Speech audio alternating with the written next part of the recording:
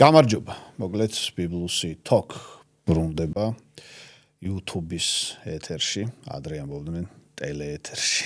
მაგას მიჩვეული რო ვარ, ეგეთი ბრუნდება გამოვიდა და ჩემი სტუმარი არის შესანიშნავი ბრწყინვალე ქართველი კინორეჟისორი ნანა ჯანელიძე, რომელსაც მადლობას ვეტყვი მოგზანებისთვის და შესაბამისად დარწმუნებული ვარ, რომ კიდევ მექნება სხვა მადლობები სათქმელი ამ ლაპარაკის მერე დარწმუნებული ვარ, რომ შესანიშნავი საუბარი გამოგვივა. მოკლედ პირველი რაც მაინტერესებს არ გვყავს ჩვენ ცოტა ქალი კინორეჟისორი იმ კონტექსტის გათვალისწინებით, რამდენი კარგი რეჟისორიც გვყავს საერთოდ.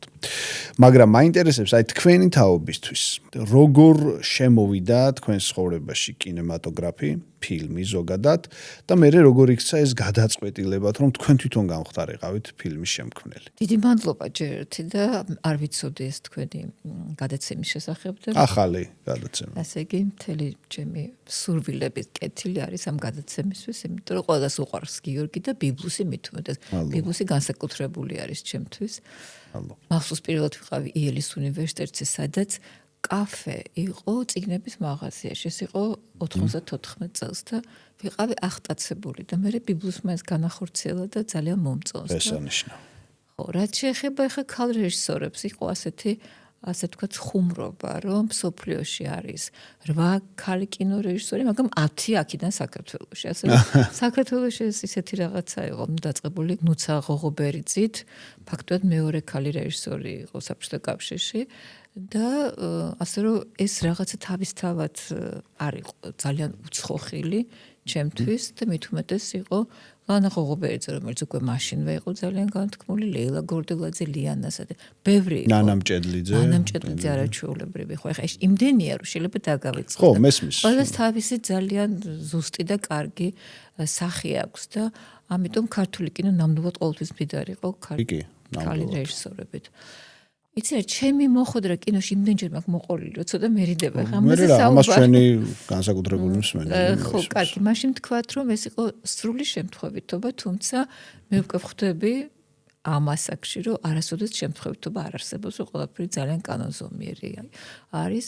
მე მინდოდა სხვაგან ჩაბარება, ეს იყო კონსერვატორია და ამ დროს გაიხსნა კინო სარეჟისორო ფაკულტეტი საქართველოში. ესეც უნდა ავხსნათ, რომ კინო სარეჟისორო ფაკულტეტი იყო მხოლოდ და საერთოდ კინო ფაკულტეტი იყო მხოლოდ მოსკოვში, მას ასე ვუძახით ვგიკ და იყო საკავშირო კინო ინსტიტუტი და მხოლოდ იქ შეიძლებოდა ამ პროფესიის დაუფლება, იმიტომ რომ კინო ითვლებოდა საბჭოთა კავშირში, ესე იგი პროპაგანდის უძლიერეს იარაღად და მხოლოდ კიდევ ლენინმა შენიშნა. გასაკვირველია.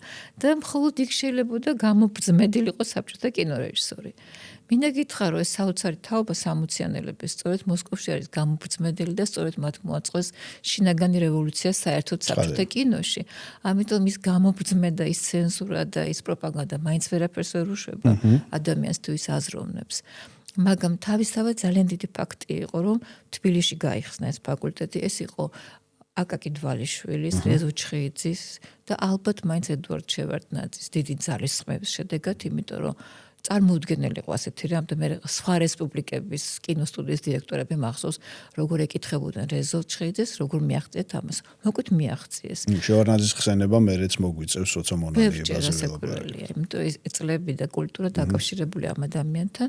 მოკლედ აი ესეთნაირად მოხდა და ყველაფერს რომ თავი დავანებოთ ის ფაქტი, რომ გოდერძე ჩოხელს მიეცა საშუალება, რომ გამხდარიყო კინორეჟისორი და ესეთი ფილმები გადაიღო, უკვე ნიშნავს, რომ ამ ფაკულტეტმა აბსოლუტურად გაამართლა. რეზო ჩხეიძე, როგორც ამბობენ, რეჟისორის გარდა იყო ძალიან კარგი მენეჯერი. არაჩვეულები, მე ამის მომსწრე ვარ და თან რეზო ჩხეიძე უცებ გადავხდები რეზო ჩხეიძე. კი, მესმის, ჩვენი ფორმატი ამის საშუალებას იძლევა და თავში. ყველაზე მნიშვნელოვანი ის არის, რეზო ჩხეიძე ყოველთვის იცავდა რეჟისორის პოზიციას. ეს ამნიშნულოვანია, იმიტომ რომ როდესაც გაქვს წარმოება კინოს, როდესაც ყველაფერი ძალიან აბურდულია, ასე ვთქვათ, იმიტომ რომ ხან ამინძე ხარ დამოკიდებული, ხან ტრანსპორტზე, ხან მოკლედ მსახიობზე, ყოველთვის რეჟისორს ძალიან უჭირს.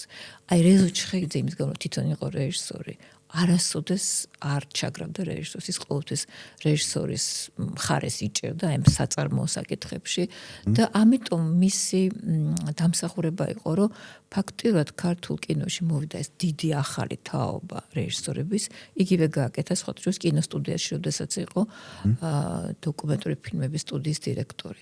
აიქაც შემოიყვანა, მან იცოდა, რომ ახალგაზრდებშია ძალა და აუცილებლად ახალგაზრდებს უნდა დაეხმაროს. და აი რეზო ჩხიძემ ამიტომ გააკეთა ის, რომ ძალიან დიდი ტალღა მოვიდა ახალგაზრდებს. ამ ტალღას აკვირდებოდი შენ და მე ამიტომ ვიყავი ამ ტალღაში, მე ვარ პირველი ამ ტალღაში. სულ პირველი. სულ პირველი მე ვგულისხმობ უკვე როდესაც გაიხსნა კინოფაკულტეტი, იმიტომ ჩვენ ვიყავთ პირველი გამოშვება, ორმა ოსტატმა გახსნა, ეს იყო აიყვანა ჯგუფები, ეს იყო ლანა ღოღობერიძე, ერთი ჯგუფი, მას ყავდა ასისტენტად, პედაგოგად, არაჩვეულებრივი რეჟისორი ომარ გვასალია, რომელიც ახალგაზრდა გარდაიცვალა და ჩვენი ჯგუფი აიყვანა თენგიზ აბულაძემ და ირაკლი კვირიკაძე იყო, ესე თენგიზ იყო ოსტატი, ირაკლი იყო პედაგოგი და მე ვიყავი ამ რვეულში, იმიტომ რომ 8 ადამიანი აიყვანეს იმითი რომ გაიფანტება ბევრი წავა, ბევრი არ აღმოჩნდება ამ პროფესიაში და რამდენიმე დარჩება, ну ფაქტობრივად 2-3.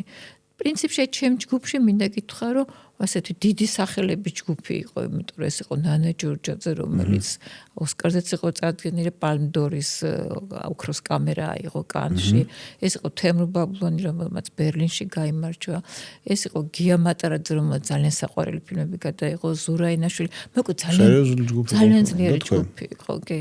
ძალიან კარგი და ძლიერი ჯგუფი იყო, სულ უფროსები და სხვათა შორის. მაგრამ აი სანამ პროფესიული არჩევანი გახდებოდა ეს, აი უბრალოდ საბჭოთა ახალგაზრდისთვის ფილმი როგორ შემოდიოდა მის ცნობიერებაში. აი პირველი ფილმები, რომელმაც შთაბეჭდილება მოახდინა. ძალიან პატარა ვიყავი, როდესაც მახსოვს ლიკანში ღია ცის ქვეშ ნახეთ იყო ასეთი ამერიკული ფილმი ლილი. არავის ალბათ არ ახსოვს, მელ ფერერი თამაშობდა. რატომაც არც ვიცი, არც მინახავს, მე არც დავინტერესებული, მაგრამ დღემდე მახსოვს მუსიკა ამ ფილმის და მახსოვს ეს რაღაცა გმირები ფილმის. აი ეს იყო ჩემი პირველი შეხება ფილმთან. მე დიდი კინომანი და კინოფილი არ ყოფილი მართალი რომ გითხრა. საერთოდ იმის გამო რომ მუსიკასთან მქონდა კავშირი და მუსიკოსი უნდა ყოფილიყავი, ასე ვთქვათ. იცი, არაფერი არ შეძრება მუსიკას, არაფერი, არც პოეზია, არაფერი. ეს არის ყველაზე ძლიერი სტიქია, მოდი ასე ვთქვათ. არა ხელოვნება, არამედ სტიქია. სუმცირე უნივერსალური ენა და ყველას ესმის. აბსოლუტური ენა არის და ძალიან ემოციური არის და ძალიან ბრძნულია. იქაც პირველი მუსიკა დაგამახსოვრდა. აი მუსიკა დავიმახსოვდი, ის სიმღერა დღემდე მახსოვს. ასე რომ მონანიებაშიც როგორც ვიცი თქვენ იყავით პასუხისმგებელი მუსიკალური ნაწილის და საერთოდ მონანიების დროს სცენარის დაწერის დროს უკვე მე ვიცოდი რა უნდა ყოფილიყო, აი თქვა იგივე თავისუფლების ოდას რომ ღერის ელენე კორიშელი ეს უკვე ჩადებული იყო სცენარში იყო რომ ეს უნდა ემღერა გერმანულად უნდა ემღერა ეს უნდა ყოფილიყო საოცარი რაც არის ჰიმნი ამ ერთობის და თავისუფლების და ბედნიერების და ამ დროს მე იღუპება ანუ პირველი იმპულსი რეალურად თქვენთვის ფილმიდან აღმოჩნდა მუსიკა კი ნამდვილად ესე და ახლაც ასია პირველ იმპულსად დარჩა თქვენთვის გაჩნია ძალიან ხშირი არის ხოთშორის ბევრი არის მე უკვე დაშტამპული მუსიკა ამერიკულ ფილმებშიც არის აი რაღაცა ისეთი ის არის სტანდარტები რასაც იყენებენ მაგრამ ძალიან ბევრი სტანდარტული და ცუდი მუსიკა აქვს ამერიკულ ანიმაციურ ფილმებს ეს რაღაცა გმირის სიმღერა ძალიან ერთნაირია არაჩვეულებრივ ხო დისნეის დროს ალბათ გახსოვს ეს არის უბრალოდ ვირტუოზული საოცრება და საერთოდ მუსიკასთან ურთიერთობა ძალიან რთულია. ბრესონი იყო ასეთი ფრანგი რეჟისორი და ბევრი, რომელიც თვლიდა რომ მუსიკა არის, ესე იგი, საზღვრების გადაკვეთა, რომ მუსიკის გარეშე უნდა შექმნა ესეთი გარემო, ბგერითი. თეორეტიკოსიც იყო ბევრს წერდა. კი. და ბევრი თვლის რომ მუსიკა არ არის საჭირო. გააჩნია როგორ იყენებ მუსიკაზე, როგორ გესმის მისი ბუნება. მუსიკის მერე რა მოდის ფილმში თქვენთვის? გამოსახულება რასაკვირველია. საერთოდ გამოსახულება ფილმი არის გამოსახულება. მაგრამ მე ვამბობ ამ შემთხვევაში რომ წარმოუდგენელია რამე შეედაროს საერთოდ მუსიკას თავისი ზემოქმედების ძალით, ხო? მაინც აი რომ დავინახოთ რეალურად იმ პერიოდის დამოკიდებულება ფილმებისადმი. არსებობდა ცენზურა. ეს ცენზურა ეხებოდა ქართულ ფილმსაც ცხადია. მაგრამ ეხებოდა იმ ფილმებსაც, რომელიც შემოდიოდა საქართველოში. თუ ის შემოაღწევდა საერთოდ, ხო? აი თქვენ როგორ ეცნობოდით თანამედროვე იმ დროისთვის თანამედროვე მსოფლიო კინოს, რამდენიმე ჟურნალი იყო სხვა შორის მახსოვს ისინი მეც მინახავს ჩემი სახლის ბიბლიოთეკაში, სადაც ესეთი პატარა გრაფა არსებობდა მსოფლიო კინოდან და იქ იწერებოდა რაღაც სიახლეები, ოღონდ იმ სტილში, რაც თქვათ იმ დროინდელ პროპაგანდას აწყობდა. ძალიან გავრცელებული იყო პოლონური ჟურნალი ეკრანი არ თქვა მე მგონი. და ის რაღაცა ასე თქვათ, კულტურულ ოჯახებში ყველას ჰქონდა და ამიტომ იქიდან ვეცნობოდით. მახსოვს, ძალიან პატარა ვიყავი, ვედრებე როდესაც ვნახე ეკრანებზე და დიდი ნებათაღელვა გამოიწვია. მაშინ მე ვიყავი პატარა, უფროსები რო გამათოდნენ, რომ სად არის აქ ვაჟა, რა შვაშა, მოკლედ ვერაფერი ვერ გაიგეს. შემდეგ აღმოვაჩინე უკვე დიდი რო გავხდი, რომ დაწერილა ასეთი წერილი, როდესაც მაყურებელი ტოვებს დარბაზს და იყო აღშფოთებული წერილი სხვა დიდ მწვანე ველზე და ვედრებაზე. ორი შედევრია ფაქტიურად ქართული კინოსი და აი მაშინ მაყურებელი აღმოჩნდა სრულიად მოუმზადებელი ამ ტიპის ფილმების სანახავად. ამ ტიპის ინტერპრეტაცია იყო გაუგებარი. ინტერპრეტაცია მე მგონი გამოსახულება, საერთოდ თხრობის მანერა, ეს შინაგანი ბუნება. ვაჟას არ იცნობდნენ, მაგალითად შემიძლია ვთქვა, რომ გრიშა კიკნაძე გეცოდინებაში, გრიშა კიკნაძე იყო უნივერსიტეტში ვაჟას კაბინეტის დამფუძნებელი, გრიგოლ კიკნაძე ხო.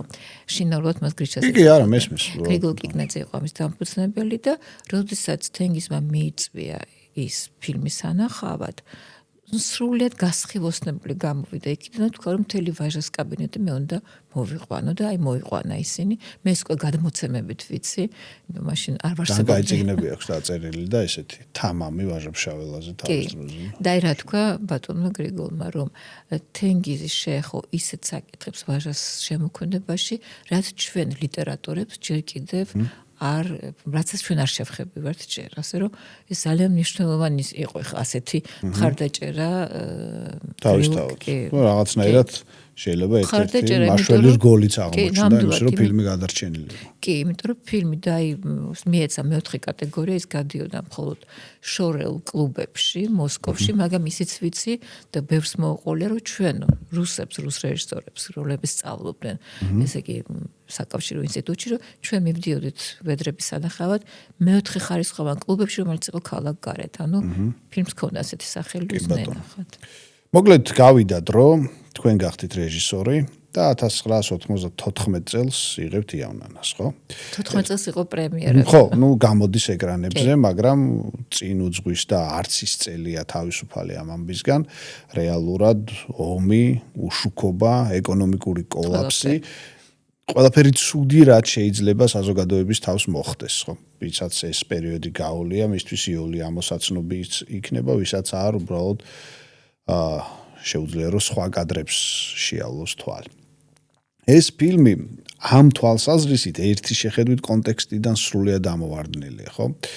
ფანტასტიკური კადრირება, ბრწყინვალე მუსიკა, მაგრამ ამავდროულად არის საინტერესო ის, რომ ეს ფილმი გათვალისწინებით ან გაუთვალისწინებლად აი ამ ხდომილებებისა. გამოდის საქართველოს დამოუკიდებლობის აღდგენის პროლოგში. და რეალურად მთელი ეს, თქვათ, თვითონ იდეაც, ხო, იავნანა რაქმნას, თქვათ, სიუჟეტის ერთგვარი ინტერპრეტაცია. შეიძლება ჩვენ გავიგოთ, ან კითხვად დავსვამ, შეიძლება თუ არა გავიგოთ, აი ამ საბჭოთა ამნეზიიდან გამოსვლის ცდად. რომ ერთგვარად ფილმმა აიღო მისია, რომ შენ დაბრუნებოდი, რაც არის პრინციპში იავნანა რაქმნას მთელი მაგია, რომ ბავშვი უსმენს იავნანას და ახსენდება თავისი წარსული, ხო? და ეს 70 წლიან თუ არა უფრო მეტი ხნის ამნეზია ერთგვარად რაღაცნაირად აი ამ რიტუალური ფილმით, მთელი თავისი ამ საგალობლებით, ფოლკლორული სიმღერებით და ამ შემდეგ და ამ სიუჟეტით გადაგველახა. არის თუ არა ეს ამნეზიიდან გამოღვიძების ფილმი. იცი რა, ძალიან ასეთ ხმამაღალ სიტყვებს მე ვერ ვამბობ. მე შემიძლია. ხო.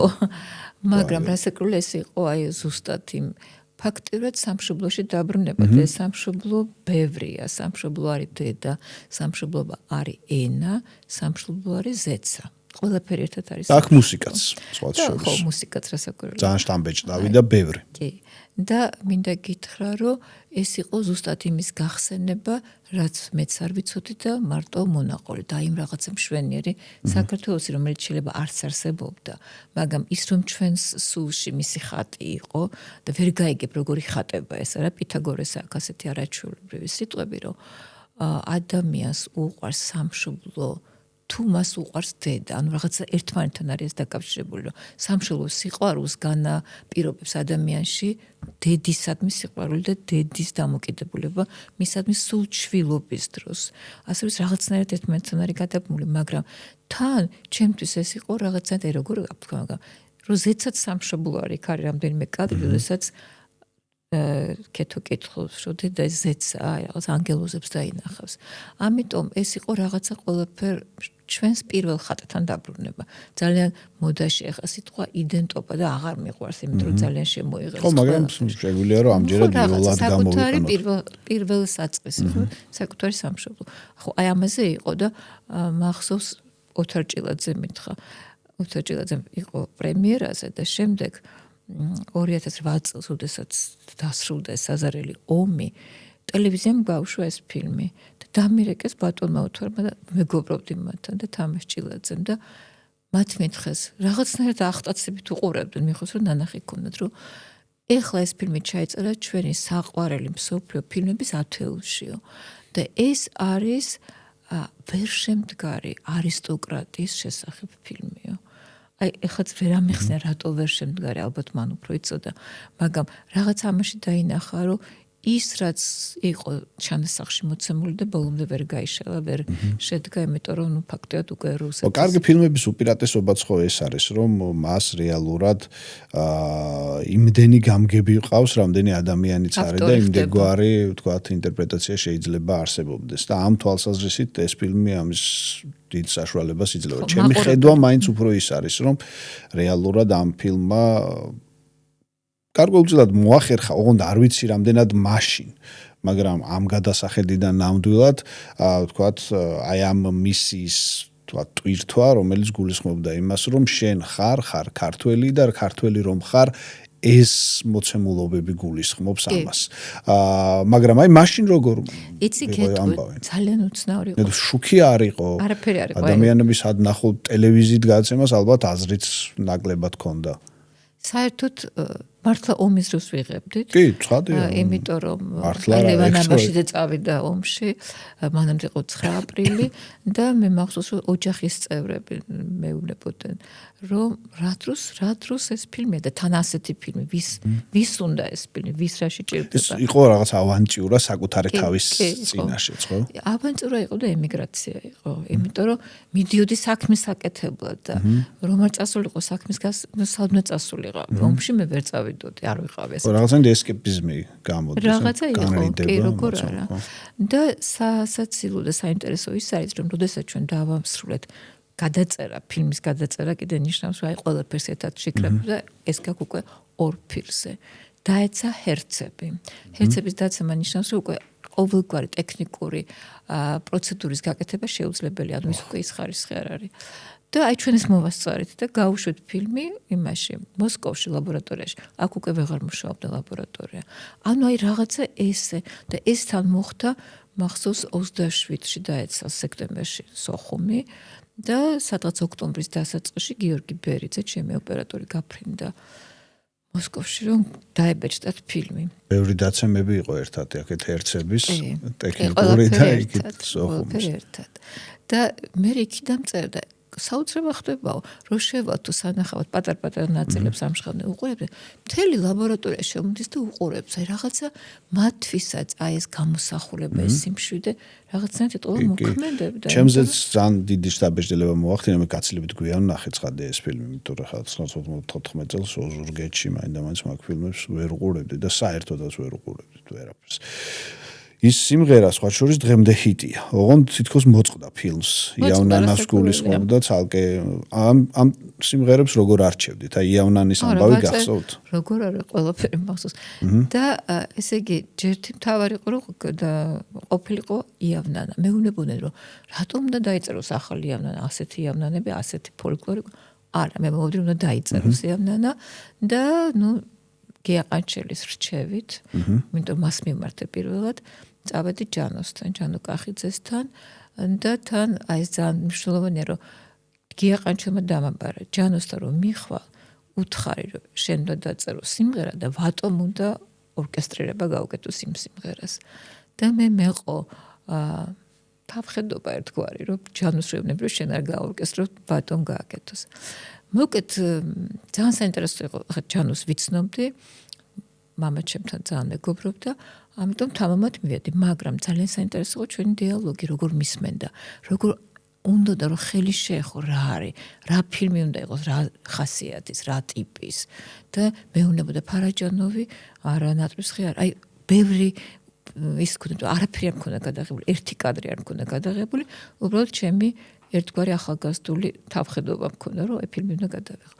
მოკლედ მქონდა გადასარევი ტექსტი ლალი გულისაშვილის დაწერილი ეს არის სრულიად სხვა იავნანა რასაკვირველია ხალხურში მოქცეული მაგრამ სრულიად სხვა სიტყვებით და სხვა წინადადებებით და ეს დაუტოვე ჯანო ჩამოვიდა 3 თვის შემდეგ გასტროლებიდან და შემისრულა ეს იავნანა და მე უკვე ვიცოდი რომ ჩვენ რაღაცას მოვკიდეთ ხელი აი ჯანო მიმღერა თვითონ საინტერესო იქნებოდა ეს ჩანაწერი გააქვთ ეს ჩანაწერი კი საოცარი ჩანაწერია საინტერესოა უსაყვარლესია, იმიტომ რომ ყველაფერი ეშლება და არის არაჩვეულებრივი.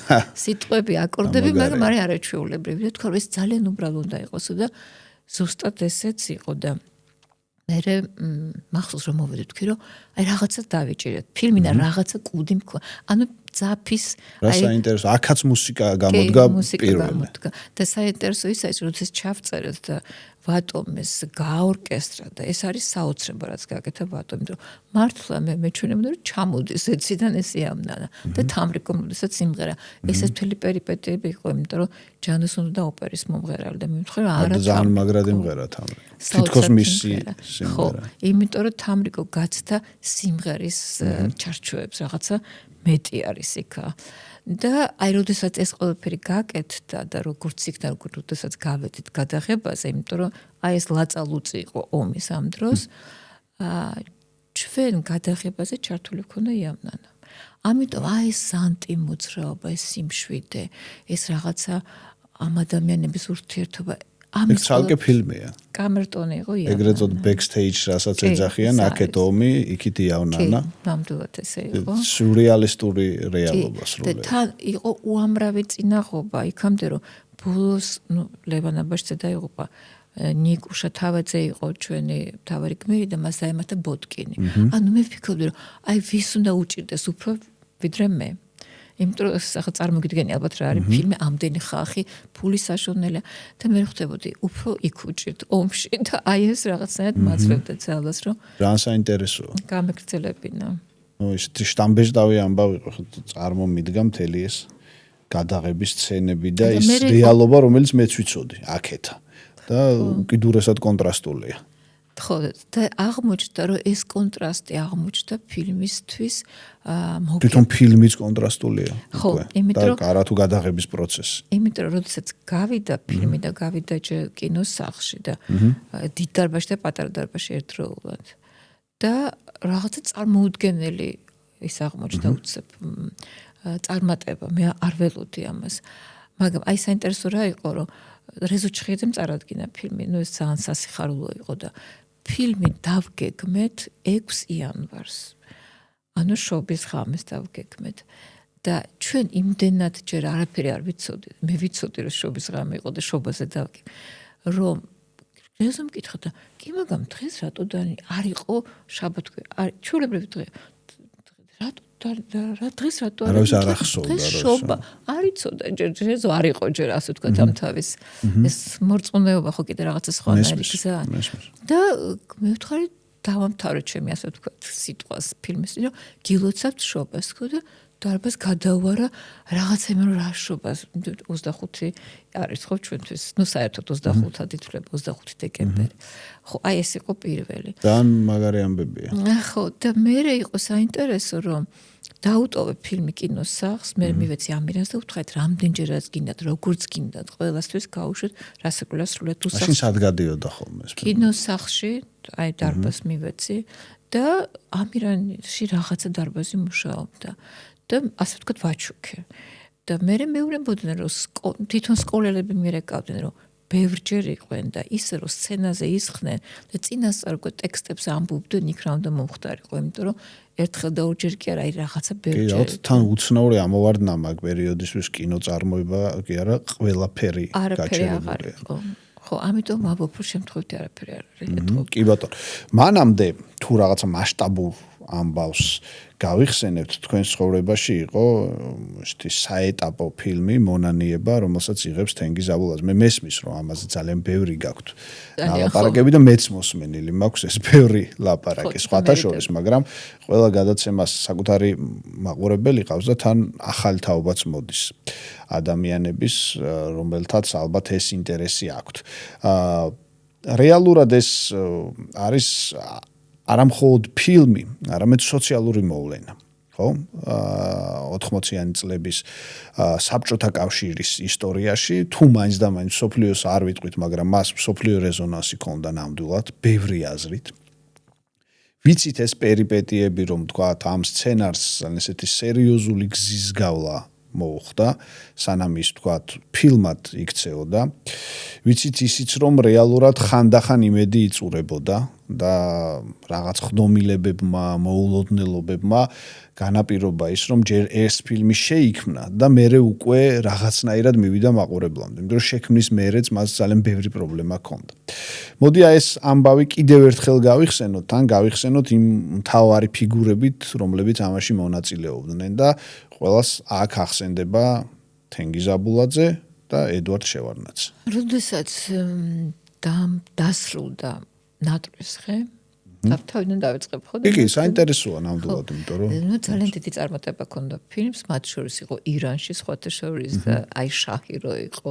კი, მისმა მეუღლემ გადასა ეს ოქროს. მოსმენილი მაქვს ეგ ისტორიაც. კი, ეს ოქროს ვერძი და დადიოდა ესე იგი თენგიზ აბულაძე ამ ნატრის ხით სხვადასხვა კინოფესტივალზე და მიწვეული იყო სომხეთში ერევანში ჰქონდა ჩვენება და რუბრუნდებოდა უკან მისი მანქანა საშინელ ავარიაში მოყვა ისეთ ეპიდაპირ საბარგო მანქანა ერთი იმდენ გადმოხდა და დააფრინდა ამათ მანქანას მძღოლი იქვე გარდაიცვალა თენგიზ არ ქონდა მაშინ ღვედები არ იყო და აი ამან გადარჩინა ის მოისროლა ამ ტალღამ და გადაგდებული იყო ამიტომ გადარჩა მაგრამ ფაქტიურად ერთი სიკვდილი გამოიარა იმიტომ რომ რამდენიმე ხნის განმავლობაში უგონოდ და მე ამას იხსენებდა როგორც სამოთხეში ყოფნას და ჩიტების ჭიქჭიქს რაღაცა არაჩვეულებრივ გარემოს და მე როგორც თითქოს დააბრუნეს ძალით აი ამ რაღაცა იმაში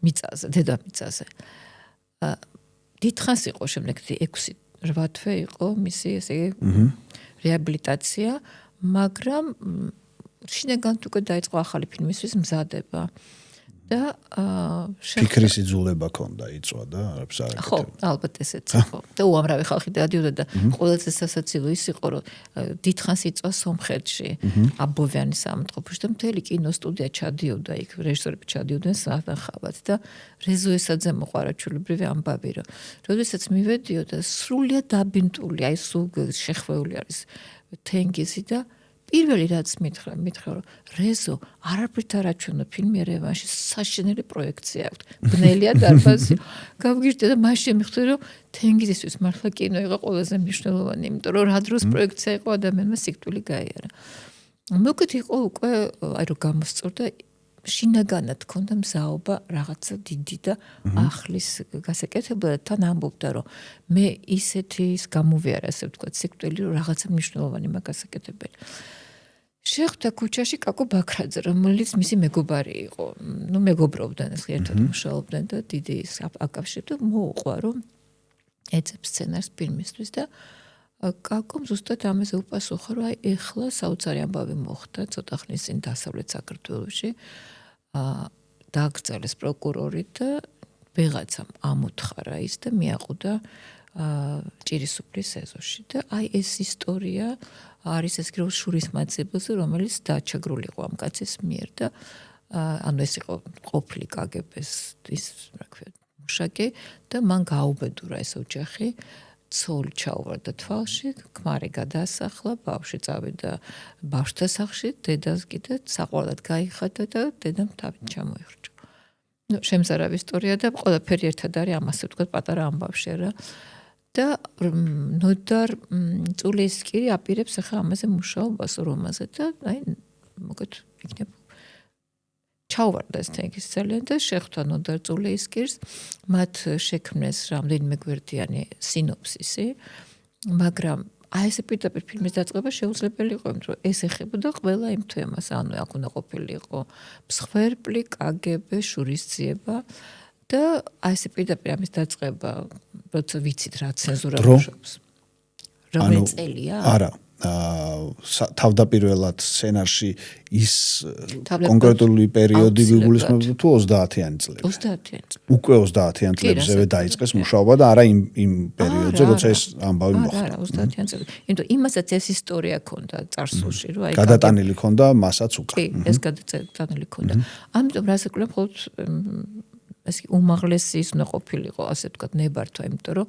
იმისთვის რომ სცენარი დაიწეროს და მე გავიდეს ის აუცილებლად უნდა გაიგზავნოს მოსკოვში გაევლოს იქ ამ ცენზურას ჯერ გარდაქმნა დაწყებული არ არის არა ეს არის 79 წელი საერთოდ გარდაქმნა კი არა ეს არის ბრეჟნევის პერიოდი არის სრულიად არაფერი არ ჩანს ჯერ ეგრეთ წოდებული ოცეპელი არის მაგრამ გარდაქმნამდე შორს არის ხრუშჩოვის მერე დაიწყო მაგრამ ჯერ სტაგნაციის პერიოდს უწოდებდნენ მე ამას მოკლედ ეს აჩვენა ეს პატარა სინოფსისი ედვარდ შევარდნაძეს და ეგეც საინტერესოა ის რომ ედვარდ შევარდნაძეს საერთოდ ახლო ურთიერთობა ჰქონდა ყველა ინტელიგენციას ეს მისი სტილი იყო ეს მისი სტილი იყო ჩართული იყო ყველაფერში და ამიტომ ის კი რა ერთი საინტერესო ისტორიაც კი იყო რომ რუსეთში ისკუსტო კინოში დაიწერა წერილი რომ ქართული კინო არასოდეს არ აღბეჭდავს კოლმეურნეობის მშრომელების და ეს არის რაღაცა ცდილობს ქართული კინო აცდეს ამ თემებზე ყოველთვის წარსულზე ფიქრობს ცუდი წერილი იყო ძალიან და ჩაატარა შევარდნაძე მოიწვია გამსვლელი სესია ასე ვთქვათ ჩამოვიდა საქართველოში დიდი კინორეჟისორები გერასიმოვი და მთელი ეს კინომცოდნეების დიდი კოგორტა და შეხვდნენ იმას ედვარდ შევარდნაძეს და მანამდე ნახეს ნატრისხე და აი რა უპასუხა ყოველი ნიჭიერი ნაწარმოები არის თანამედროვე და ნატრისხე ძალიან თანამედროვეა მიხედვით ვინ უთხრა ეს შევარდნაძე მოთხრა საინტერესო ისინი იმ წამსვე ჩაჩუმდნენ და მოკოთ დიდი ზარზემით ჩატარდა ეს და ეს საკითხი საერთოდ მოიხსნა იმიტომ რომ ყველა ნაწარმოები თუ ნიჭიერია თანამედროვეა კინო პროდიუსერიც მართლა ესეც არის არა ხო მოკეთ ესე იგი შევარდნაძემ წაიკითხა ეს პატარა განაცხადი და თქვა რომ დაიწყეთ მუშაობა.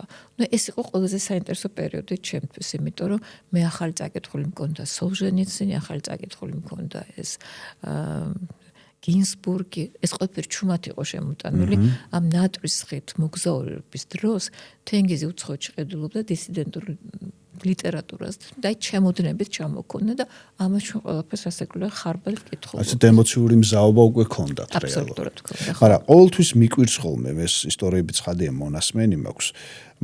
მაგრამ აი ამ ნიუანსის ვთქვათ გამოკლებით. დაიწყეთ მუშაობა ნიშნავს იმას რომ სახელმწიფომ გასცა ფული. გასაგებია რომ საქართველოს სსრ.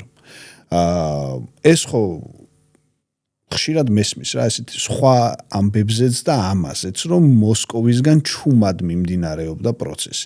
ეს ტექნიკურად როგორ შეიძლება მომხდარო? უბრალოდ ვიღაც ხუჭავდა თვალს ალბათ სადღაც. თორემ იქ სადაც ყველგან კგბ-ს მუშაკი იყო ჩასაფრებული, როგორ შეიძლება რომ მოსკოვისგან ფარულად რამე გაკეთებულიყო, მით უმეტეს ასეთი ფართო მასშტაბიანი აქტი, როგორც არის ფილმის გადაღება. იცი რა, სანამ ფილმის გადაღებამდე მივიდოდით, სცენარის დაწერას არაფერი ფული არ უნდა. ხო, სცენარის დაწერა ეს იყო მესმის. სრულიად ენთუზიაზმზე და თან წარმოიდგინე 24 წელს ვიყავი და რა ენთუზიაზმი იყო და მე ვთვლი რომ თან მაშინ იყო ეს თუ მაშინ არ იყო გლასნესი, არა 79 წელს არ იყო. არა 79 წელს როგორ იწყებოდა პირველი მალე დაიწყებოდა. მაგ მოყოლილი საოცრებას ნადეჟდა მანდელშტამის საოცარი წიგნი მოგონებები, სადაც იყო ლაპარაკი არა გულაგზე, არამედ აი მშვიდობიან ცხოვრებაზე, როგორ ცხოვრობდნენ და ეს იყო ძალიან დიდი ჩემთვის ემოციური შოკი, რაც და ამის შემდეგ დაიწყო თან ჩემგანაც კითხვები უკვე ჩემს არამშობლებთან, ბებია-ბაბუებთან, რომელმაც ეს გამოიარეს და აი იქიდან დავიწყეთ ამ რეალობის აღქმა, კი. შოკურიც იქნებოდა გარკვეულწილად. იმიტომ რომ ყველას ჰქონდა დაფარული ისტორია, რომელსაც არ უყვებოდნენ ჩემშობლებს, იმიტომ რომ ის საშიში იყო. მეხსიერების თაროზე იყო შემოდებული და ტვერიც ჰქონდა დადებული. კი. და ჩვენ აი ამას ვაგროვებდით და უმთავრესად ესეც ბევრჯერ მაქვს ნათქვამი, რომ იყვნენ აი ამ ადამიანები, ამ მეხსიერების მატარებლები იყვნენ ქალები, იმიტომ რომ ქალები გადარჩნენ ისე 8-10 წელის ხე, მაგრამ გადარჩნენ. კი, ალჟირი იყო კოლონია, რომელიც პატიმრების ცოლებებზე მთელი უბედური. მთელი ისე და კაცებს ფაქტიურად ხრეტდნენ და ერთადერთი კაცი მახსოვს ნიკა აგიაშვილი, რომელმაც რაღაც უამრავი რამ მოგვიყვა, თუ დანარჩენი იყვნენ სულ ქალები. ანუ ეს დაიწყო ესეთი სერიოზული პროცესი ამ ინტერვიუებით, სცენარის გამდიდრებით, მაგრამ სიუჟეტური სცენარი არ. აი ეს იყო, რომ ამოთხარეს და მიაყუდეს. ხო, მაგრამ ნოდარს ხომ ალბათ სიუჟეტური ქარგა ჰქონდა მოკითხვა. ხო, მაგრამ აი ჯერ როგორ არა იქნებოდა ხე ესეც კი აღარ მახსოვს, იმიტომ რომ აი ეს თავარი იყო ამოთხარეს და მიაყუდეს და მე აი ეს უნდა ყოფილიყო ფაბულის ღერძი. დანარჩენები მე უკვე აი დანარჩენები ისე და მე მახსოვს რომ საინტერესო ის იყო რომ მქონდა ხოლმე დიალოგები თქვა უფროსებთან და მეუბნებოდნენ რომ ნუ კარგი ეგ მოხდა, მაგრამ მოხდა და გავიარეთ და ბრძოლის მერე მუშტების ქნება არ არის ისეთი ეთიური რა. მოხდა ეგ და გაიარა უკვე ქვეყანა. ტრამვიშიში იყო განახლების ალბათ. ალბათ, ხო. და მე მეგონა და შემგუებლობა. რასაკურველი და ჩემთვის მნიშვნელოვანი იყო რომ და მე როგორ და მე მივხვდი რომ იქ აუცილებელია ის თორნიკე არ არსებობდა რომ მე ვარ თორნიკე ასე ვთქვათ რა რომელმაც უნდა აი ეს როგორ მოქმედებს იმიტომ რომ ის იყო კი მე უკვე აღარ არის აბელის თაობა უკვე სხვა სრულიად სხვა არის და ის სოციალური წრეარი რომელიც მაშინ ჩვენ წინ არსებობდა ეს ნომენკლატურის მუშაკები ასეთ ადამიანებს ჩვენ ვიცნობდით მაგრამ მე ვიყავი მე ასე ვთქვათ ჩემი ასაკით რომ ეს ყველაფერი უცებ გაიგო იმიტომ მართლა არ ვიცოდი და ეს მართლა შინაგანი ჯანყი იყო რომ ეს არ შეიძლება ასე გაგრძელდეს ამიტომ ყველაფერმა მე საბოლოოდ მოიყარა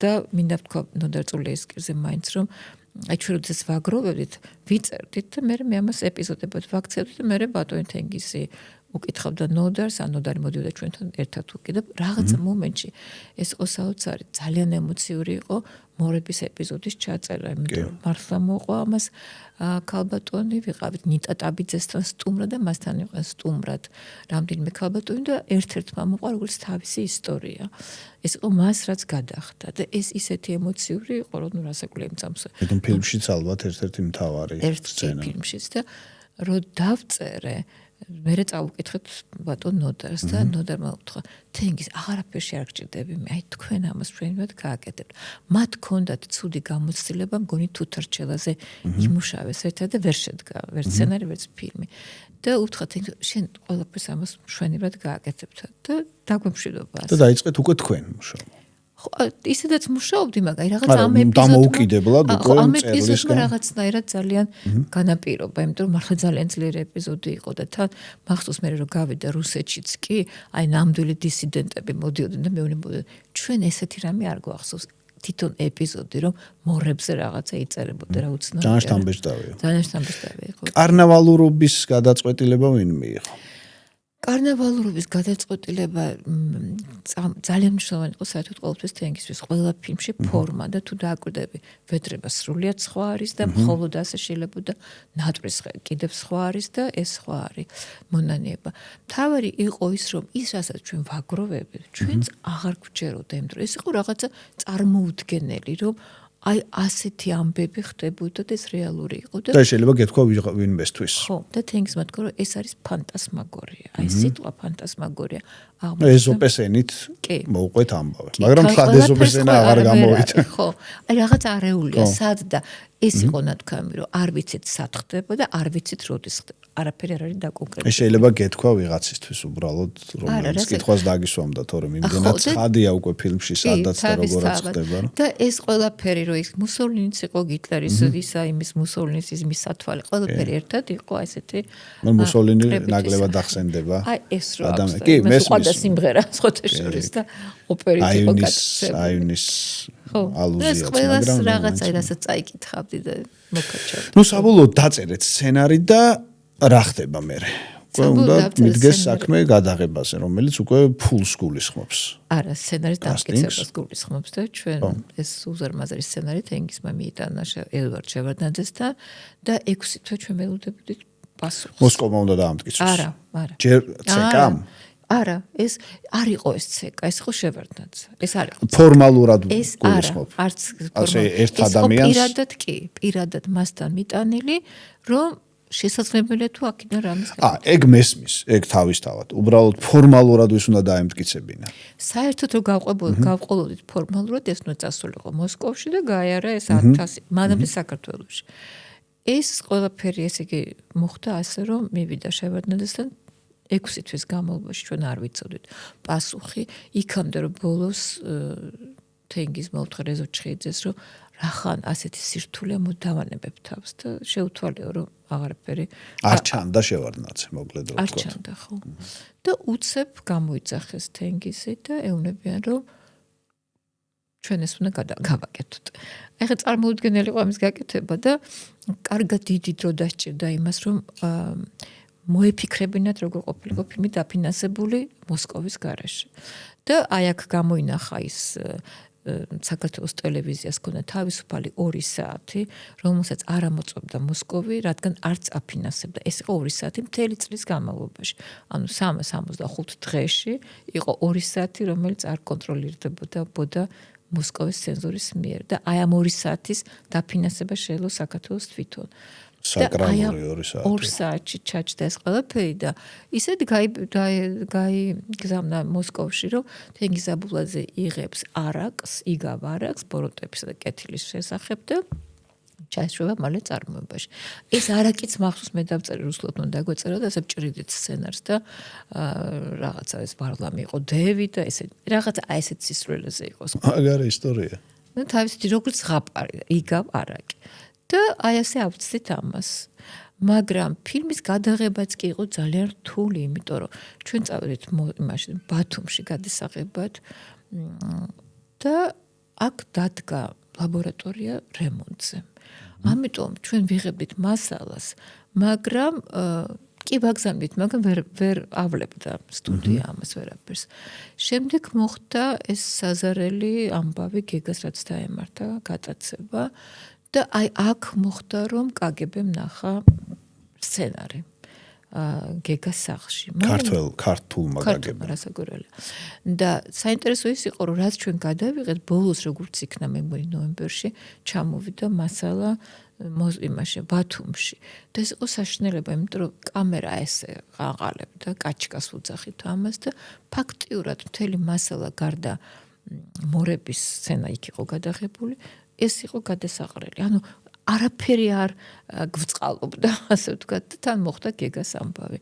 ანუ ჩვენ არ ვიცოდით რა მოყვებოდა ყველაფერი ამას და თბილისში უკვე წავიდა ჭორები, რომ თენგის დაიჭერენ და ნუ მოკლედ არ ვიცი, გაჩერდა ყველაფერი. და აღმოჩნდა ოპერატორის გარეშე, იმიტომ ამ კაჩკის გამო რასაკვირველია ოპერატორიც უკვე აღარ იყო, მასალა არ გქონდა, თავარი გმირი არ გქონდა და არ ვიცოდით რა გველის.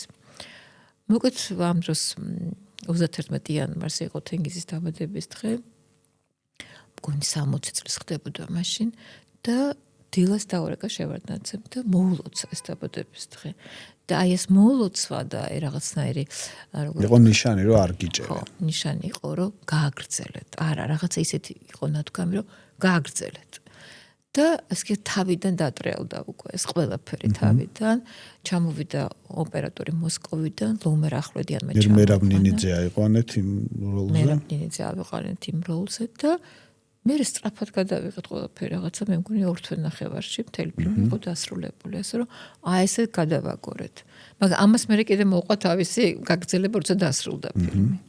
გავაგრძელო ესა? კი, ცხადია, უბრალოდ ჯანმრთელოვანი რაღაცებია და ჩვენს არქივსაც დარჩება და სხვა ტიპის მეხსიერებასაც. ანუ არაფორმალური ნაწილი ყველა შემთხვევაში დასრულდა უკვე, ხო? იმიტომ რომ უკვე ფილმი რომ უნდა გამოვიდეს, აქ მოსკოვმაც უნდა დეიურე შეიტყოს. აი აქ უკვე როგორ ხდება? აქ ხდება ის, რომ ჯერ ფილმი უნდა ენახა შევარდნაძეს მაინც, ახლა მისგან იყო, ასე ვთქვათ, ნებადართული. მან ნახა ფილმი და ესეც მე არ წავედი ამ ძალიან ნანობ ამ შეხვედრას. ნერვიულობდი? არა. უბრალოდ აპარტავანი ვიღა. რას ნიშნავს ვიღაცა? მოკლედ. ეხლა ნამდვილად ძალიან საინტერესო ისტორიული ის იყო, მაგრამ რაც მომიყვა თენგისმა ის იყო ძალიან მნიშვნელოვანი, რომ აი რომ დამთავრდა ფილმი და იყო სამარისებული სიჩუმე. მარტო არ იყო შევარდნაძე, სხვა ადამიანებიც იყო მასთან ერთად. აი იყო ჯანსუღ ჩარკვიანი მაგალითად. მგონი იყო თამას კვაჭანტირაძეც. აი გარკვეული წრეც იყო ინტელიგენციის. უფრო ცოტა უფრო ეს არის რაღაცნაირად ინტელიგენციის და არა მაინდა-მაინც თქვათ კაკებე და ხო. და აი ამ სიჩუმეში თქვა შევარდნაძემ თენგის საეტაპო ფილმი გადაგიღია. და უცებ ჯანსუღ ჩარკვიანმა. თავარია ეტაპით არ გაგიშვენ შენ ჩვენ სადაც ვიცით. ნუ აი ამ საეტაპო ფილმმა და წამოიშალა ყველა და ნუ დიდი. უკვე რომელი წელია? ეს არის 84. ნუ ახლოს ვართ პერესტროიკასთან. არა, ფაქტობრივად გარბაჩოვი მოსულია და შემდგომზე ჯერ აქ არის. კი, მაგრამ ის ფაზა არ არის ჯერ. ხო, ის ფაზა მე როგორ იგულისხმებს სრულ დეკონსტრუქციას საბჭოთა კავშირის, მაგრამ შევარდნაძე ამას გრძნობს. და ხედავს ამ ფილმს ერთ-ერთ მძლავრ იარაღად რეალურად. ეტყობა. აი ეს ეტყობა. ეხლა შეიძლება ასე ვთქვა, მაგრამ მაშინ მე არ ვიცი. მაგრამ მან ხო ამაზე თანხმობა გაცილებით ადრე განაცხადა. 6 წლით ადრე. ფაქტიურად. ეს ძალიან საინტერესო ნიუანსია სხვა შორის. ნამდვილად. და დღემდე მე ვერ გამომცე 100 ადრე როგორ შეიძლება ამის წინათ გწა. ალღოს ამბავია. ალბათ კი. და გავიდა და იქცა რეალურად ფილმ სენსაციად. საბოლოო ჯამში. მოსკოვს შევარდნაძემ მოუგვარა? ნუ ალბათ მოუგო, იმიტომ რომ მოსკოვში ხო რაღაც ლეგენდები რომ რაისას წააკითხეს და ყველაფერი გარი წააკითხეს და აჩვენეს. საერთოდ მინდა ვთქვა რომ უამრავი ადამიანი მე ნუ ფაქტობრივად შევდნაძე რომ რაისა შეიძლება არ იცოდეს. გარბაჩოვა იყო მიხეილ გორბაჩოვის მეუღლე. და ძალიან საინტერესო იყო თვითონ ეს პერიპეტიები, იმიტომ რომ უამრავი ადამიანი მუშაობდა იმაზე, რომ ფილმი გასულიყო.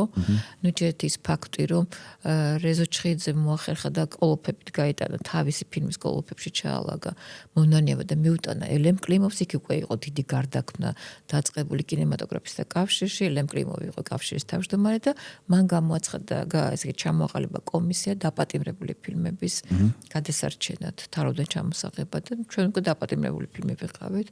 ფაქტობრივად წელიწად ნახევარი 2 წელი გავიდა ფილმი ესე ჩუმადებს და ელემ კლიმოვმა რომ ნახა ფილმი თქვა რომ მე ჩემი სიცოცხლის ფასად უნდა გადავაჩინო. ანუ შევარდნაძემ რომ თქვა რომ ეს არის საეტაპო ფილმი, იმის მერეც კი წელიწად ნახევარი იდო თაროს. იმიტომ რომ მას ჰქონდა ორი შენიშვნა. და ეს შენიშვნა უნდა გავაკეთებინა, ამაზე წავიდა 3-4 თვე. იმდენო გადაგიღო დაგეჭა, ნუ სხვა ის იყო ტექნიკა. ამ დროს შევარდნაძე გადაიყვანეს მოსკოვში. და ამან დრო გაწელა. რასაკვირველია და აღმოჩნდით რომ აი ესე ასე ვთქვათ მიწის ქვეშ ვერ გავრცელდებოდა, იმიტომ რომ თქვენ გქონდათ ძირითადი კოპი და ამას ეგეც საინტერესო იყო, რომ უცნაურად გავრცელდა. იმიტომ რომ აი ამ შენიშვნების გამო ვიფიქრეთ, რომ ერთი ასლი პირველი, აი ორიგინალი როგორც არის, დარჩეს. იქ ორი შენიშვნა იყო. ერთი ბოლო ფრაზას ეხებოდა ტაძრის, რომელსაც იყო რომ ეს გზა ტაძრისკენ მიმიყვანს, არა, ეს გზა ტაძრისკენ არ მიმიყვანს. და შევანაცხდით ვთქვით, რომ არა, ეს ვარლამის ქუჩაა. ეს გზა ტაძრის სცენარის ყოფილა ერთ-ერთი თანაავტორი. აი სიტყვების საოცარია. ეს ვარლამის ქუჩაა. ეს გზა ტაძრისკენ არ მიმიყვანს. მოკლედ ამას დაჭირდა დიდი დრო. და ამბოლ შევარდნაძე გადაიყვანეს. მოკლედ დაიწყო თავიდან მეორე ტური შეტევის ფილმზე და აი ეს რომ გადავიღეთ რა ქვია კასეტა სრულიად ისეთი იყო კინოს უშვებდნენ ფილმს უშვებდნენ ეკრანზე და იქიდან იღებდნენ სხვა ტექნიკა არ არსებობდა მოკლედ უცებ 9 მაისის წინ რომელიც იყო 40 წლის თავი ომზე გამარჯვების დაიწყო ამ ფილმის კასეტების გავრცელება მთელ თბილისში და თან ამბობდნენ რომ ეს კასეტა მოგცა თენგიზმა. ნუ ეს წარმოუდგენელი იყო თენგიზი ვერიტანდა კასეტას. საერთოდ შეგდებული ქონდა მაგიდაში, არც უნახავს, იმიტომ მისთვის მთელი ის იყო გამოსახულება და როგორ არის. ხო, ეს ვიცი და იმიტომ ვიკითხე, გამახსენდა წეღან, რომ რეალურად ეს ფილმი დადიოდა ოჯახ და მიდიოდა ხოლმე შესაბამისი ხალხი, რომ აი ჩართულია მონანიება და ხო. კი, თურმე ეს მე ეხლა მიყვებიან რომ გადავაგდეთ მაგნიტოფონი, ვიდეო მაგნიტოფონი რომ შემოვიდა გაგებე. აი ვიცი ხო ესეთი რაღაც. დენსაც თიშავდნენ და ბევრჯერ თქვათ გაჩხერილა გასტა თურმე. ხო, აი რაღაც ესეთი უცნაური კამპანია. ადამიანის მონაყოლი ვიცი, არა მხოლოდ ტელევიზიიდან. ხო და მე იყო საინტერესო რომ როდესაც უკვე ტელევიზიით უნდა გასულიყო ფილმი, რამდენიმე წელი 2-3 წლის მერე არა, ალბათ მალე. იმიტომ რომ იქ უცებ მითოს ეს ჩვენ ხო გადავიღეთო. მეთქე როგორ გადაიღეთ მე ხა პირველად მოვიდა. არა ეს ჩვენ გადაღებული გვაქვს. ანუ ეს ხო გაკეთდა. მესმის. კახი კავსაძესთან თანამშრომლობა მოგიწიათ. რატო ახსენებ ამ მსახიობს? იმიტომ რომ უკვე თქვენს შემოქმედებაზე გადმოვალ ისე. ნეტავიქ თეატრი არის, ხო? და რა ტიპის ფილმია ეს თქვენთვის და როგორი იყო კახი კავსაძე, როგორც ამ შემთხვევაში, ნუ ჩვენ ხედავთ მას უკვე მსახიობს ეკრანზე, მაგრამ ნუ როგორც ამ შემთხვევაში მომუშავე ადამიანი თქვენთან. კახი როგორც მომუშავე არის არაჩვეულებრივი და ძალიან რთული. ძალიან რთული არის იმიტომ რომ ძალიან მომთხოვნი არის. და აი მაგალითად ბოლო ეპიზოდი, ბოლო მონოლოგი რო აქვს, როდესაც ამბობს რომ რა დიდები იყვნენ ეს ძველი თაობის მსახიობები, ის მახსოვს რომ 7ჯერ თუ 5ჯერ დავწერე მის მონაყოლი, ესე იგი რომ ზუსტად ყოფილიყო მისთვის. პერფექციონისტი იყო. ხო, რასაკვირველია. აი ეს მახსოვს რომ 5ჯერ თუ 7ჯერ გადავწერე და აი როდესაც მოირგო მხოლოდ მაშინ ესე იგი გაითავისა და რომ ესე იგი ჯერ მომიყვა მან ეს ყველაფერი რაც მას გადახდა. 2ჯერ შევხვდით, მე მგონი 1000 საათი და მე ამას ვიმახსოვრებდი და მე როდესაც მივუტანე სცენარი მან თქვა რომ ეხა არ გამეკაროთ და მე 40 დღე მარტო უნდა ვიყო და გათიშა ტელეფონი და 40 დღე ის სწავლობდა საკუთარ ტექსტს რაც მან თვითონ მელაპარაკა და აი რომ მოვიდა გადაღებაზე ეს ფილმი ხა არც ისე პატარა არის მაგრამ გადავიღეთ 11 დღეში და იყო იდეალური კახი თუმცა ძალიან სასაცილო იყო როდესაც ქარხანაში ვიღებდით და ნუ კახი გიждდება მაყურებელზე უყვაშოცა ყובה რამეს როცა უსმენენ და როგორც კი აი კამერა ერთი ადგილიდან მეორეზე უნდა გადაგვეტანა კახი იწყებდა ანეკდოტების მოყოლას მთელი ქარხანა აგდებდა თავის იარაღს და მორბოდა კახის და ნაჩერებდნენ დაასგებს რომ კახის ეამბო ეს თავისი რაღაცა საოცარი ანეკდოტები ამიტომ ეს იყო სულ მერე კახის გაჩერება რომ ასე იგი გადავიღოთ და ისე ნუ არაჩვეულებრივი იყო. მე რატომ ვიკითხე ისე გამახსენდა. მე მგონი ლევან კოღაშვილი მიყვებოდა თუ სხვა ადამიანი რომ ძალიან შეუძლოდ იყო. და ვერაფრით ვერ იფიქრებდი რომ ის შეძლებს როლის შესრულებას. როგორც კი კამერა ირთვებოდა, ადამიანი იცვლებოდა მთლიანად და ხდებოდა ნუ ისეთი როგორიც თქვა შეიძლება ეს ჯანმრთელ ადამიანს ეთამაშა. ეს რაღაცა ესეთი სპეციფიკური არა მხოლოდ ნიჭია, არამედ რაღაცა წარმოუდგენლად დიდი სიყვარული საკუთარი საქმის რა. და ეს მე მგონი ძალიან მნიშვნელოვანი ამბავია. იარე ლიზა არის ბოლო ფილმი გულისხმობ ამ შემთხვევაში ეკრანზე გამოსულს და სულ ბოლო რომელიც მალე უნდა გამოვიდეს ამაზეც შეგვიძლია ორი სიტყვა ვთქვა. ეს არის საკმაოდ ისეთი რთული თემა, გრძნობიარე და პოლემიკური. საინტერესო არის თქვენთვის ამ გადასახედიდან და ალბათ მუშაობის პერიოდშიც ეს ვთქვათ დამოკიდებულება ჩამოყალიბებული გქონდათ. ამ ტიპის ტრამვებთან დაკავშირებით რომელი უფრო ამართლებს, ტაბუ თუ ლაპარაკი? ტაბუ მგონი ძალიან მძიმე არის და ალბათ გამოუსწორებელი რამ შეიძლება ტაბუ მოიტანოს. არა ლაპარაკი და გარკვევა, განთავისუფლება, მონანიება, პასუხისმგებლობის აღება, თავის თავთან გამოწყდომა, სიმართლის თქმა, ის ხო გაწვალებს მე რა, ტყუილს თუ აკადრებს შენ თავს. ყველაფერი ერთად, მე მგონი ტაბუ ყველაზე მძიმე არის და მთელი ფაქტობრივად საბჭოთა კავშირი იყო ტაბუირებული საზოგადოება, როცა არ შეიძლება არაფერს ლაპარაკი. ამიტომ მე კი არ მივეკუთვნები იმათ, ვინც ფსიქოლოგებთან დადიან, მაგრამ აი ეს როცა ადამიანი მიდის ფსიქოლოგთან, მას უნდა ამოთქვას რაღაცა, რაც აწუხებს არა. აი მე ვფიქრობ, რომ იქ არის არგუმენტი მეორე მხარეს ის, რომ ეს არის ტრავმის მარად განახლება და შეიძლება ვთქვათ ამან კიდევ უფრო გაართულოს მაგალითად ერთმანეთთან ლაპარაკი, ხო? შეიძლება ეგეც არის, ახლა ეს უკვე ჩემს კომპეტენციას. ხო, მოკლედ არა, უფრო კი, მაგრამ ამ შემთხვევაში მე თქვენი კომპეტენციის მიმართულებით ვსვამ კითხვას, ანუ ეს ფილმი რაზეა? რაზე ლაპარაკობს? ამ ჭრილობებზე ღიად ლაპარაკობს თუ პირიქით ცდილობს, რომ თქვათ რაღაცა ეფემიზაცია მოახდინოს, სხვა სიბრტყეში გადაიტანოს ეს ამბავი, იმიტომ რომ თავის მხრივ ხო ფილმი ამ კონკრეტულ შემთხვევაშიც და ზოგადადაც პოლემიკური იყო. იმიტომ რომ ადამიანებმა ზოგმა თქვა, რომ ეს შეიძლება ზედმეტად თვითკრიტიკულია. ზოგმა თქვა პირიქით ეს აუცილებელი ნაწილია იმისთვის, რომ ჩვენ ნაბიჯი გადავდგათ აფხაზებისკენ. მიზანი რა იყო? მეც ესე ვფიქრობ, რომ უნდა ნაბიჯი რომ გადავდგათ, უნდა ვთქვათ. საკუთარ თავსაც უნდა ვუთხრათ, იმათაც უნდა ვუთხრათ და ჩავრხმავდეთ და არ შეგვეშინდეს საკუთარი თავის და ყველაფერს დავარქვათ თავისი სახელი. უნდა ავლაპარაკდეთ. ნახეს აფხაზებმა თუ როგორც მითხრეს, ნახეს კი და რამდენიმე აღტაცებული წერილიც მივიღე.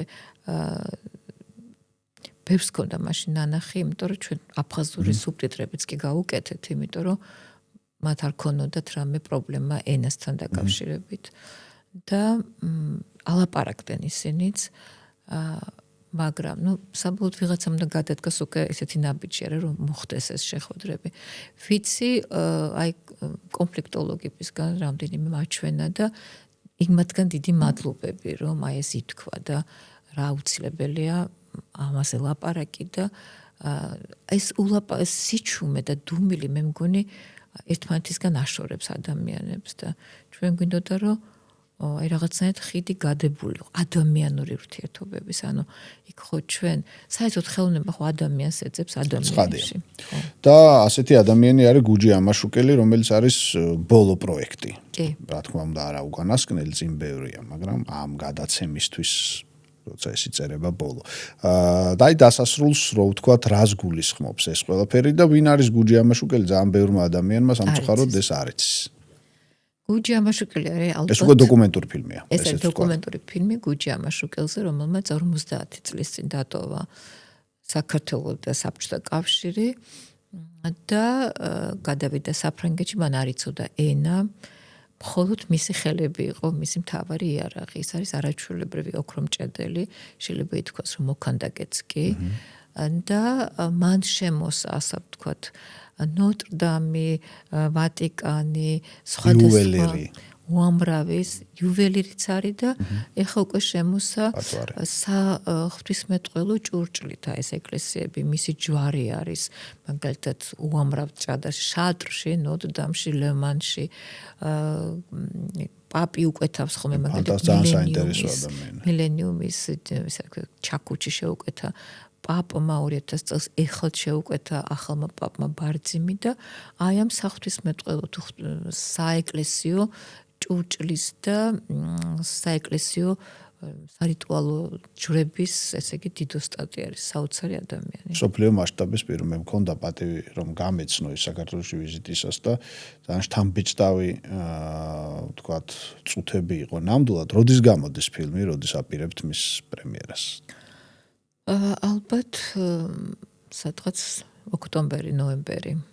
კი ბატონო, ძალიან დიდი ინტერესით დაველოდებით, ისევე როგორც თქვენს ყველა დანარჩენ შემდგომ წამოწყებას.